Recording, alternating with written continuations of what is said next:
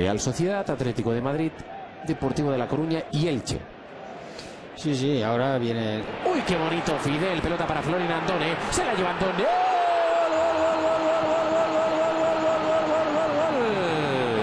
¡Gol! Marca el Getafe. Además, 3 goles contra 3 equipos que están metidos en el Getafe, que también está en una situación clasificatoria verdaderamente comprometida.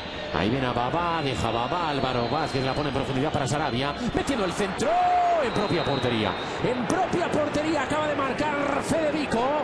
Equilibra el encuentro el Getafe. Que si lo quieres hacer, esto... Lanza el córner Sarabia, el remate.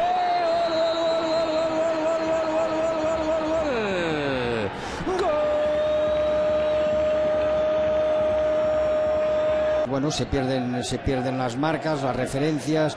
Perfecto testarazo en el 92, le da la victoria y los 3